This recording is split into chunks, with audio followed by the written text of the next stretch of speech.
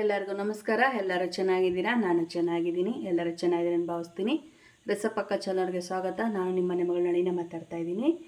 ಇವತ್ತು ಈರುಳ್ಳಿ ಸಾಂಬಾರು ಮಾಡ್ಕೊಳ್ಳೋಣ. ಈರುಳ್ಳಿ ಸಾರು, ಈರುಳ್ಳಿ ಗೊಜ್ಜು, ಈರುಳ್ಳಿ ಸಾಂಬಾರು ಅಂತಾರೆ. ನೀವೇನಂತೀರ ನಂಗೆ ಗೊತ್ತಿಲ್ಲ. ನೀವೇನಂತೀರ ಅಂತ ಕಮೆಂಟ್ ಮಾಡಿ.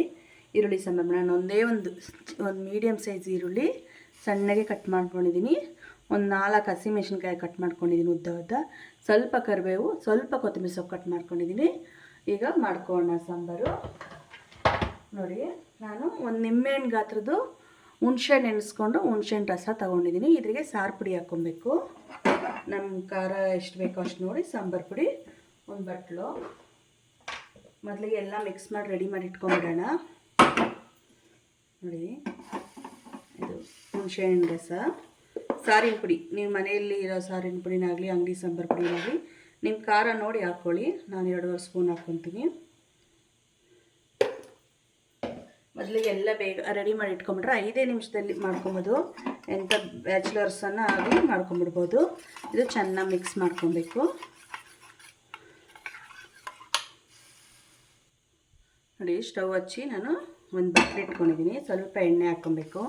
ಮನೇಲಿ ಏನೂ ತರಕಾರಿ ಇರಲ್ಲ, ಏನಾರ ಸಾಂಬಾರು ಮಾಡ್ಕೊಬೇಕಂದ್ರೆ ಒಂದು ಈರುಳ್ಳಿ ಇದ್ರೆ ಸಾಕು, ಅನ್ನೋದೊಟ್ಟಿಗೆ ಸಾಂಬಾರು ಮಾಡ್ಕೊಂಬಿಡ್ಬೋದು. ನೋಡಿ, ಎಣ್ಣೆ ಬಿಸಿ ಆಗಬೇಕು. ನಾನು 1 ಸ್ಪೂನ್ ಜೀರಿಗೆ, 1 ಸ್ಪೂನು ಸಾಸಿವೆ ತೊಗೊಂಡಿದ್ದೀನಿ. ಸಾಸಿವೆ ಜೀರಿಗೆ ಸಿಡಿಬೇಕು. ಸ್ವಲ್ಪ ಇಂಗು,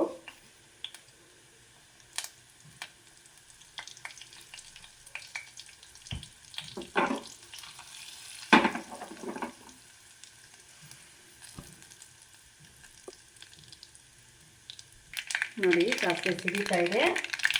ಈಗ ಹಸಿಮೆಣಸಿನ್ಕಾಯಿ, ಈರುಳ್ಳಿ ಹಾಕೋಣ, ಕರಿಬೇವು,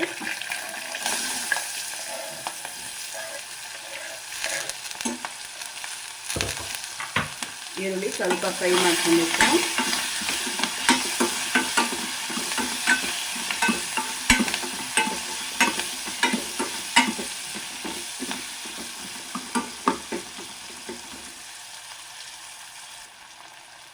ಸ್ವಲ್ಪ ಅರಿಶಿನ,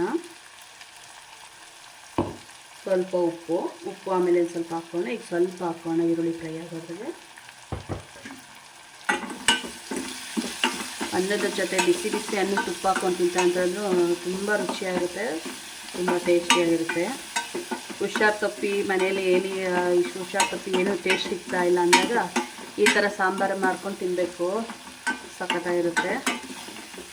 ಮತ್ತು ಎಲ್ಲನೂ ಹೋಗಿ ಬಂದಿರ್ತೀವಿ, ಏನು ಅಡುಗೆ ಮಾಡೋಕ್ಕಾಗಲ್ಲ, ಸಾಕಾಗುತ್ತೆ, ಏನು ತರಕಾರಿ ಇರಲ್ಲ. ಒಂದು ಈರುಳ್ಳಿ ಇದ್ದರೆ ಮನೇಲಿ ಹೆಂಗಿದ್ರೂ ಈರುಳ್ಳಿ, ಟೊಮೊಟೊ, ಮೆಣಸಿನ್ಕಾಯಿ ಇದ್ದೇ ಇರುತ್ತೆ. ಎಂಥವ್ರ ಮನೇಲಿ ಆಗಲಿ ಒಂದು ಈರುಳ್ಳಿ ಹಚ್ಕೊಂಡು ಪಟ್ಟ ಪಟ್ಟ ಅಂತ ಒಂದು 5 ನಿಮಿಷದಲ್ಲಿ ಸಾಂಬಾರು ಮಾಡ್ಕೊಂಡ್ಬಿಡ್ಬೋದು. ನೋಡಿ, ಈರುಳ್ಳಿ ಫ್ರೈ ಆಯಿತು. ಈಗ ಹುಣ್ಸೆಹಣ್ಣು ರಸದಲ್ಲಿ ಸಾರಿನ ಪುಡಿ ಮಿಕ್ಸ್ ಮಾಡಿದ್ರಲ್ಲ ಅದು ಹಾಕೋಣ. ಈಗ ನಮಗೆ ಎಷ್ಟು ನೀರು ಬೇಕೋ ಅಷ್ಟು ನೀರಾಗಿ ನೀರು ಸೇರಿಸ್ಕೊಬೋದು. ನೀರು, ಉಪ್ಪು, ಖಾರ ಅಡ್ಜಸ್ಟ್ ಮಾಡ್ಕೊಬೋದು.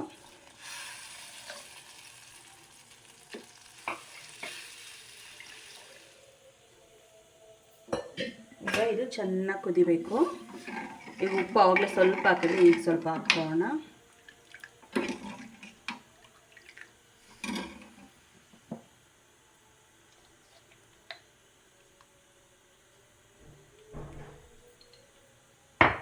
ನಿಮ್ಮ ರುಚಿ ನೋಡಿ ಉಪ್ಪು ಹಾಕ್ಕೊಳ್ಳಿ. ಇದು ಚೆನ್ನಾಗಿ ಕುದಿಬೇಕು. ಕುದಿಯೋವಾಗ ಕೊತ್ತಂಬರಿ ಸೊಪ್ಪು ಹಾಕಬೇಕು. ನೋಡಿ, ಕುದಿಯೋಕ್ಕೆ ಸ್ಟಾರ್ಟ್ ಆಗ್ತಾಯಿದೆ. ಈಗ ಒಂದು ಅರ್ಧ ಸ್ಪೂನು ಬೆಲ್ಲದ ಪುಡಿ ಹಾಕ್ಕೊತೀವಿ. ಇದು ಆಪ್ಷನಲ್ಲು, ಬೇಕಂದರೆ ಹಾಕ್ಕೊಳ್ಳಿ, ಇಲ್ಲಾಂದರೆ ಬೇಡ. ಹಾಕಿದ್ರೆ ಅಂತೂ ಚೆನ್ನಾಗಿರುತ್ತೆ. ಯಾಕಂದರೆ ಹುಳಿ, ಖಾರ, ಸಿಹಿ ಇರ್ತದಲ್ಲ, ಟೇಸ್ಟ್ ಮಾತ್ರ ಅದ್ಭುತವಾಗಿರುತ್ತೆ. ಈಗ 1-2 ನಿಮಿಷ ಕುದಿಸ್ಕೊಂಡ್ರೆ ಸಾಕು. ಈಗ ಉಪ್ಪು ಖಾರ ಸರಿ ಇದೆಯಾ ಅಂತ ಟೇಸ್ಟ್ ನೋಡಿ. ಟೇಸ್ಟ್ ನೋಡಿಬಿಟ್ಟು ಉಪ್ಪು ಖಾರ ಹಾಕ್ಕೊಬೋದು.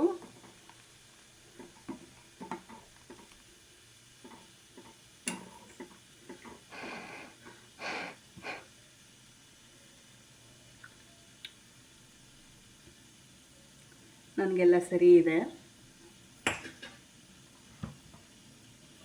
ಈಗ ಕೊತ್ತಂಬರಿ ಸೊಪ್ಪು ಹಾಕ್ಕೊಂಬಿಡೋಣ.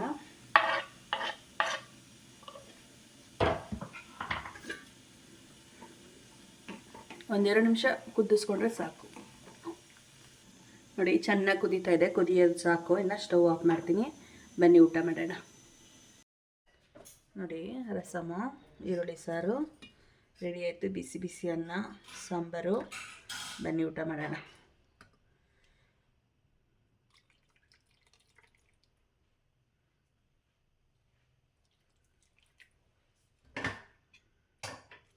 ಚಳಿಗೆ ಬಿಸಿ ಬಿಸಿ ಸಾಂಬಾರು ಹಾಕ್ಕೊಂಡು ಊಟ ಮಾಡ್ತಾಯಿದ್ರೆ ಅಂತೂ ಮಜವಾಗಿರುತ್ತೆ. ಸ್ವಲ್ಪ ತುಪ್ಪ ಹಾಕ್ಕೊಳ್ಳಿ.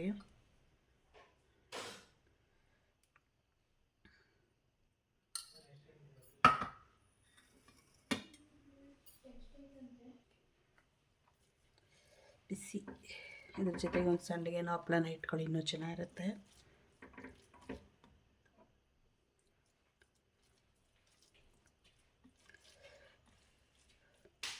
ಮನೆಯಲ್ಲಿ ಏನು ತರಕಾರಿ ಇಲ್ಲ ಅಂದಾಗ ಒಂದು ಈರುಳ್ಳಿ ಇದ್ದರೆ ಸಾಕು, ಸಾಂಬಾರು ರೆಡಿ.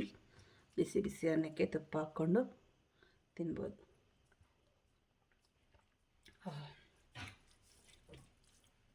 ತುಂಬ ಚೆನ್ನಾಗಿದೆ.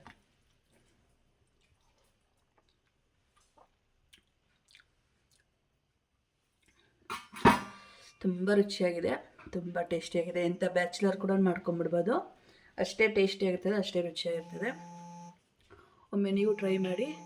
ಈ ಥರ ನೀವು ಮಾಡಿದ್ದೀರಾ ಕಮೆಂಟ್ ಮೂಲಕ ತಿಳಿಸಿ.